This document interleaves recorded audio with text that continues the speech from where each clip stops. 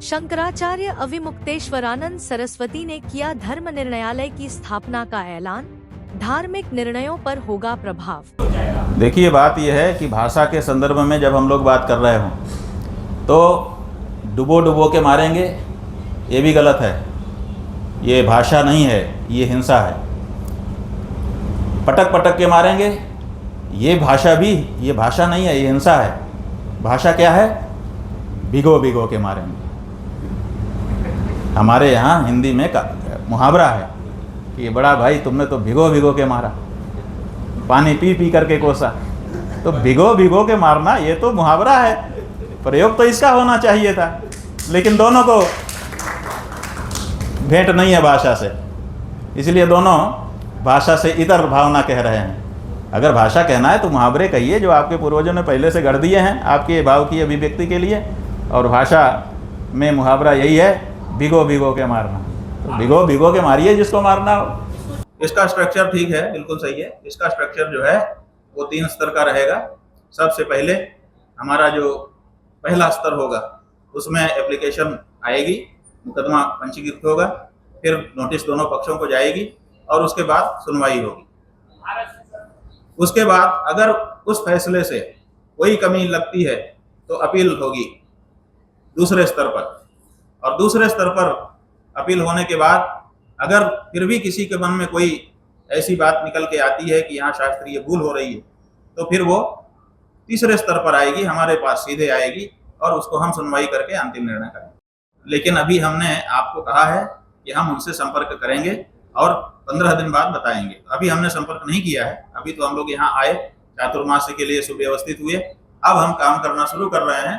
पहली बार आपको बुलाया है और हमने कहा है कि हम उनसे संपर्क करेंगे, सरकार से बात करना चाहेंगे और सरकार के साथ हमारी बातचीत जिस दशा में होगी 15 दिन बाद आपको बताएंगे। वो पुस्तक हम जल्दी ही मंगवा रहे हैं, वो अभी द्वितीय तृतीय तक आ जाएगी, फिर उसका हम यहाँ पर प्रदर्शन करेंगे। और यहाँ पर जो सोनी लोग हैं वो सोने की ढलाई कर रहे हैं, उसमें उनका नाम लिखा जा रहा है, उसको भी आपको पहले दिखा दिया जाएगा। आपको इससे छुपा के कुछ भी नहीं किया जाएगा।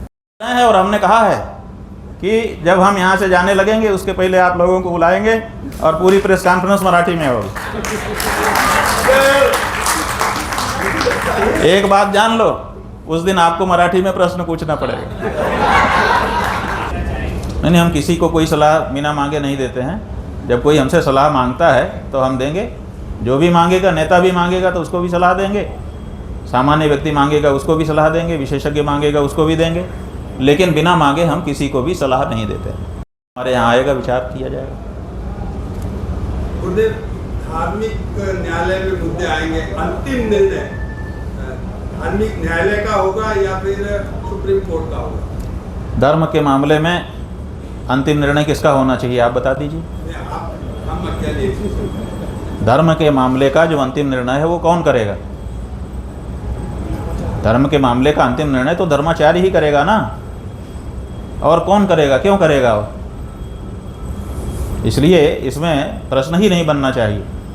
धर्म के मामले का अंतिम निर्णय धर्माचार्य का होना चाहिए और उसी के लिए हम लोग आगे बढ़ रहे हैं। हाँ, ये चीजें आप एक्सप्लेन करेंगे। ठीक है, ऐसा है कि अगर हम बीमार हो गए तो इसका मतलब ये नहीं है कि हम अब ठीक ही नहीं होंगे और दोबारा दौड़ नहीं पाएंगे। इस समय हम बीमार हैं, चलने में हमको दिक्कत होती है, सहारा लेना पड़ता है, लेकिन फिर हम दवाई खाएंगे, परहेज से रहेंगे, फिर से ताकतवर हो जाएंगे, फिर से दौड़ेंगे फर्राटा।